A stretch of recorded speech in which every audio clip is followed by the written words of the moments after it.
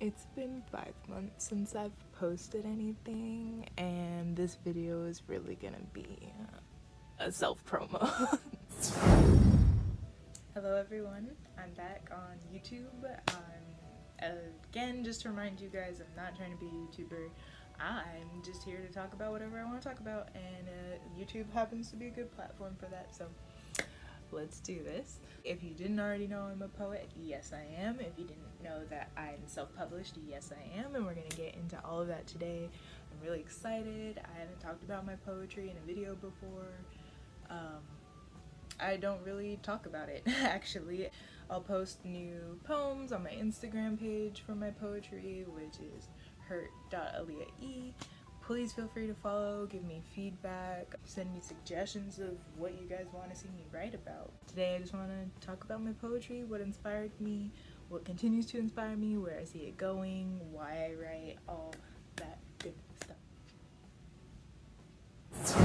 To make this video make a little bit more sense and just have some congruency, not a theme, but just some organization, I'm going to talk about 13 things about my poetry because 13 is my number, and the first thing I'm going to talk about is my book. I published this From Gray to Yellow, a Gradient by myself. You can purchase it on Amazon. It is available with Prime. I love this book because of how it came about. I entered a poetry contest where we had to write a chapbook. The page amount is what makes it a chapbook.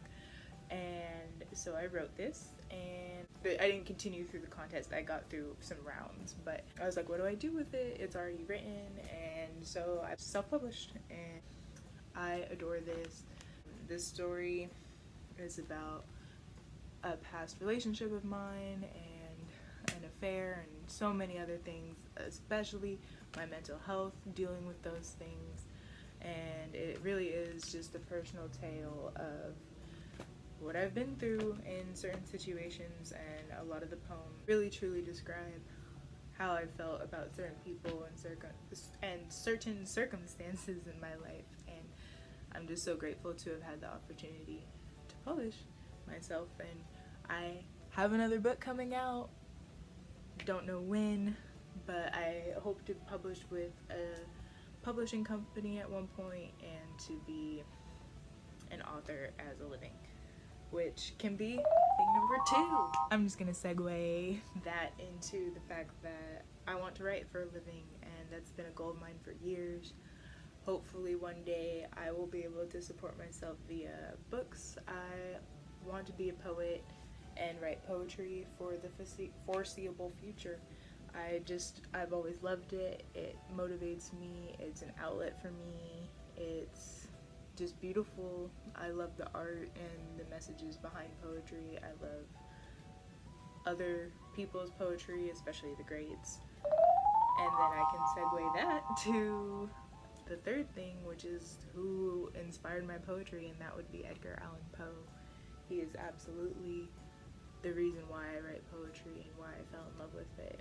And I remember it was 4th grade. I had to do a project where we had to remember a poem, and I chose Annabel Lee by Edgar Allan Poe, and I need to practice it more because it's slipping from my memory, but that poem will always be important to me and forever in my heart, and the message in it and the way his life resonates with me, his experiences, the negativity that he had to deal with, and still making something that lasted beyond his lifetime, which will be the 4th thing that's important to me about my poetry. Is, to me, it's a way that I can live forever, where in other parts of my life I feel not that important or significant or valued even, but my words can affect people and resonate with others, and people can relate to what I say, and my poetry can live on even if I don't, or if something were to happen to me. And that's really meaningful to me, to have a lasting impression, especially where it's touching people. And I always like to say that I hope my words reach you, or reach whoever I'm speaking to at the moment, I want to have that significance. That's a lot of where I get my motivation.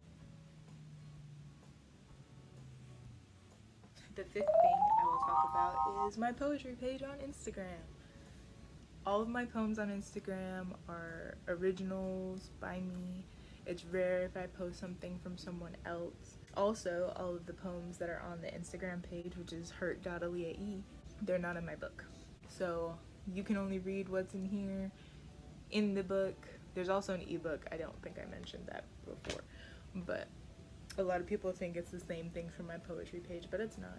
I view my poetry page as somewhere that I can practice my writing, get feedback, see what people are interested in and who my audience truly is.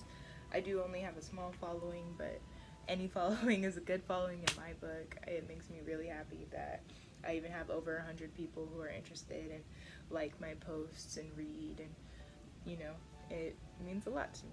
The sixth thing I'll say is that I'll tell you guys how I started writing, because I get asked that very often. Not just what inspires me, but like what got you started writing. And I would say I've always been told that I'm a good writer, whether it's professional writing, writing for schoolwork, creative writing, that I can write very well. And originally I actually wanted to be a speechwriter for a senator or something of the sort in government, because I knew I was good at writing. And that eventually morphed into wanting to do something more creative, because I didn't like the confinements of that style of writing. And I started rewriting the lyrics to songs, because there was already a tune, so there was already a format for the wording to go with. And then I got into poetry after encountering some more Edgar Allan Poe in my life, such as The Telltale Heart and The Raven, classics that I'm sure many of you have heard of, but that's really where it all began. The seventh thing I would say about my writing and my poetry is that I prefer to handwrite things. That probably surprises a lot of you, because my Instagram page is mostly typed up posts that are actually from my phone in the notepad, and then I edit it so it has a cute background. But I prefer to handwrite things. One of my goals is to start doing more handwritten stuff to post, and just in general, because I think there's something beautiful about seeing the way something is written, so that's important to me. The eighth thing that I will talk about is the significance of books. I really think it's important for us to still have physical books that you can touch and flip through and mess up and bend the pages or take notes or anything of this sort, where you make the book yours and show how you've loved it and interacted with it. And yes, technology is nice, ebooks are nice. Like I said, I even have my book as an ebook as well. However, I think it really is important to have physical copies of books and to keep that tradition alive. The ninth thing that I'll say about poetry is that I think it's more surprising how many people will tell me that they hate poetry but like what I write. I've had so many people tell me that poetry is the worst thing in the world, but they enjoy when I write it and what I have to say. And I don't know if that's truly because of me or preferences, but I think it's just interesting how there are people who dislike poetry because it's too complicated or sophisticated, or it's too many metaphors or too much to think about or decipher or things like that. But at the end of the day, they'll tell me that there's a message behind what I have to say, and that means a lot, even though I don't really talk about the feedback I get. I'm humble, and I don't know if it's humble to say that I'm humble, but I don't really advocate for myself or my writing, or I just say I do it, and if you like it, then you like it. The 10th thing that I'd say about my poetry is that it's actually really hard for me to get inspired sometimes. I believe in only writing when I want to. I want to do it when it comes out of me naturally, and it's like, oh, I want to write this down, or here's this idea for a poem, or anything like that. A lot of times when I'm not posting, it's because I literally have nothing to say, and I know that when I write, when I force myself to, in a sense, it's not as good and it's not as meaningful, and it doesn't really resonate with me or anything I care about, let alone my audience, which is all of you guys and whoever else cares to read my posts or get my book or anything of the sort.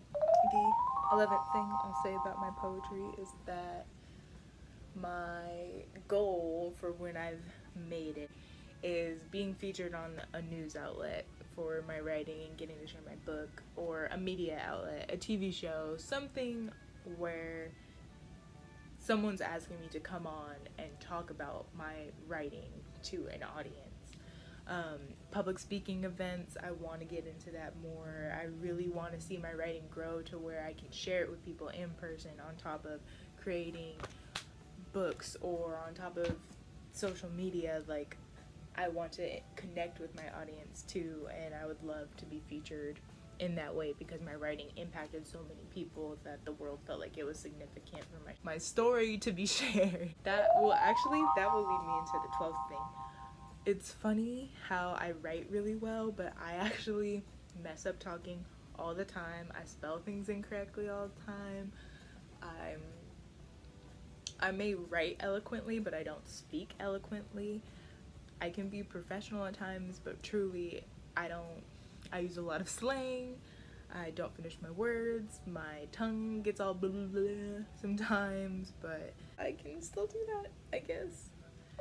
And the very last thing, the 13th thing, my favorite number thing that I'll say about my writing is that it gives me power. It gives me a voice that sometimes I feel like I don't have, but I know people will read my writing whether or not I feel like people will listen to me otherwise, or that I matter otherwise, or that I have a talent or anything. It empowers me to know that there's something that I'm good at, that people care about, and that resonates with others and really makes an impact, because it has. And I've just interactions with people who've like bought my book or seen me do a speaking engagement about my book and reached out to me afterwards, and the stories and the overwhelming amount of positivity that has come from it and the other opportunities that have come from writing has been amazing. And that's really it. Here I am today. I really suggest that you guys give me any kind of suggestions of what you might want to see me write about, or suggestions of like resources for writing, or where I should advertise my book, or how to advertise, or anything that would benefit me in that way. Because when you write, not only do you have to be good at what you do, but you have to be able to advocate for yourself. You have to be able to engage with an audience, but also people have to like what you do. If people don't like what I write, I can't change that. But that's where success comes from. People have to want to read it. People have to be interested in looking for it. So I hope that's what I could do with my writing. I'm excited to see what the future has to bring, but I've been excited to talk about it, honestly. Again, feel free to follow my poetry page on Instagram, which is hurt.aaliyah. My personal Instagram is at @thatonehurt, with one spelled out all the way. You can get this baby on Amazon with Prime. Just search the title or my name. But I'm glad to be back. I'm gonna be posting soon more things. I have a lot to talk about. I've been going through a lot in my life, and that's what this channel is for me to get to talk when I feel like I can't talk to anyone else, or just don't have a place for the conversation to go. So thank you for watching and listening. Always feel free to reach out to me on social media. You can find me most places as That One Hurt. Yeah, that'll be all. Thanks again, guys. Go read my poetry. Also read other authors. I really like R.H. Sin, Rupi Kaur, R.M. Drake, oh, so many. Edgar Allan Poe, of course, and all the other little people. There's a lot of poets out there that need support. So go check them out and enjoy your day. Bye.